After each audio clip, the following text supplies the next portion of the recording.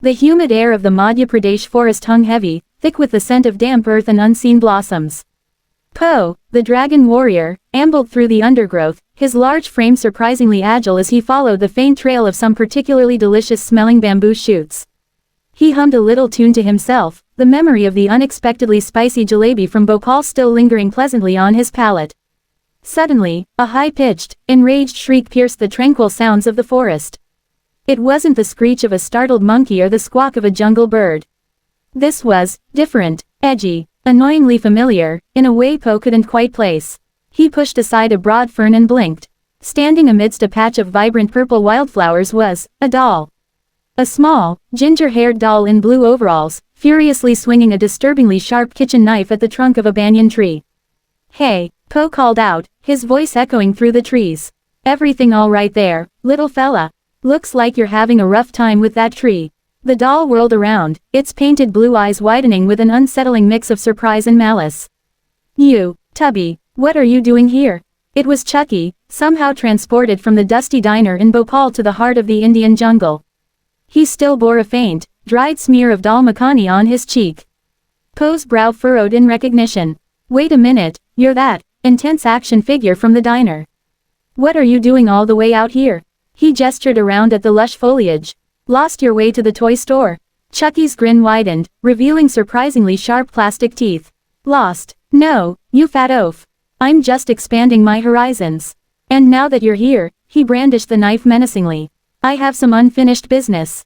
Po sighed. He'd hoped their previous encounter had been a one-off, a bizarre culinary collision. Apparently not. "Look, Chucky," Po said, trying to keep his tone reasonable, "this forest is really beautiful. Maybe we can just appreciate the scenery. Check out some interesting bugs. I think I saw a really cool beetle earlier." Chucky didn't seem interested in entomology. He lunged, his small legs surprisingly quick across the uneven terrain. Po, despite his size, was equally swift. He sidestepped the doll's attack with practiced ease. "Seriously, dude," Po said, his voice laced with a hint of exasperation, "what's the deal? Why so angry?" "Angry," Chucky shrieked, hacking at Po's leg with the knife. The blade scratched harmlessly against Po's thick fur and padded trousers. "I'm going to teach you a lesson you'll never forget." Po hopped back, a little more concerned now. That knife, even small, looked sharp. He remembered Master Shifu's teachings about respecting every opponent, no matter their size. All right, Po said, adopting a more defensive stance. "If you want to play rough," he subtly shifted his weight, ready to employ some basic kung fu maneuvers. Chucky continued his relentless assault, a tiny whirlwind of fury and flashing steel. Po found himself having to be more agile than he'd anticipated, his large frame not ideally suited for dodging a knee-high attacker in dense undergrowth. He used his size to his advantage, keeping Chucky at a distance with wide, sweeping movements. The fight continued through the sun-dappled forest, a bizarre ballet of a rotund panda and a homicidal doll. Po tried reasoning, dodging, and even a few gentle attempts to disarm Chucky, but the doll was relentless in his murderous intent. Finally, Po saw an opportunity. As Chucky lunged, knife raised, Po swiftly dropped into a low stance and executed a sweeping leg maneuver. Chucky, caught off balance, tumbled through the air and landed with a soft thump in a pile of fallen leaves. Before Chucky could recover, Po gently but firmly placed a large paw over him. "Okay, Chucky," Po said, his voice calm but firm. "This has to stop. What's really going on?" Chucky squirmed beneath Po's paw, his face contorted in rage. "Get off me, you fat, overgrown teddy bear."